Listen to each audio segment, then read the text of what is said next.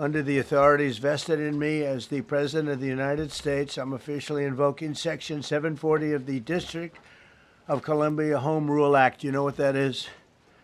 And placing the D.C. Metropolitan Police Department under direct federal control.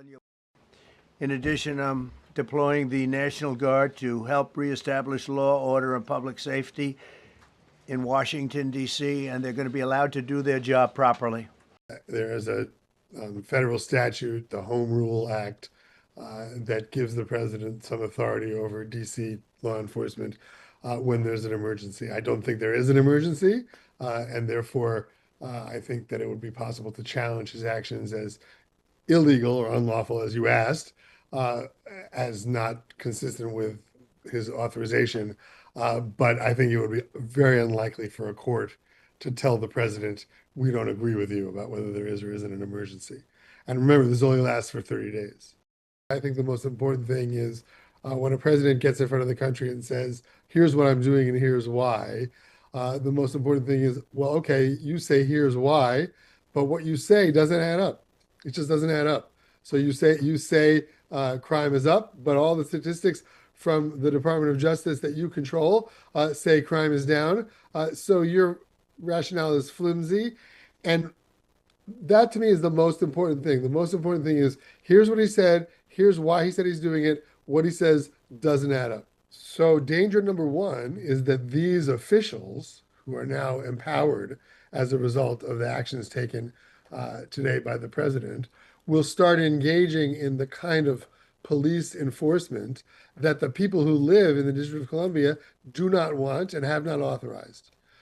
So even if you listen to the president's own words, he's talking about, well, we really need police to use violence because violence is the only kind of thing that these criminals understand. Well, that's one view of policing, but the view of policing that we want is the view of policing endorsed by the people who live in the area where this policing is taking place. And when the president usurps their authority, he's replacing a set of police practices democratically endorsed with a set of police practices that are unilaterally imposed by an unaccountable official. The existing statute is in place precisely for the reason that we might have wild, out of control rioting or invasion by a foreign power seeking to invade our capital. We would want the president then to have all sorts of authority to repel an invasion or to put down massive rioting. Those things are not in place now. Those things are not happening. I think it would be impossible to look at what's happening now and not see a pattern of a president pushing boundaries and trying to see how far he can go to use officials under his control, whether that be the National Guard, which would have back and forth with the governors or the military, to do things that he can't get state and local law enforcement to do. If the public doesn't like what's happening, the president is likely to back off.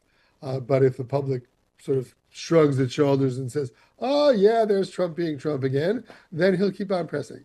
If you listen to what he said today, there's no question that he is priming the country for the idea that certain parts of the country, mostly controlled by Democrats, are not truly American and therefore need to be policed in a way from outside of their own environment because things are lawless in those places. There's no evidence to support any of his claims. And again, that's the most important thing about what happened today is he offered a rationale. It's not true. It's not true.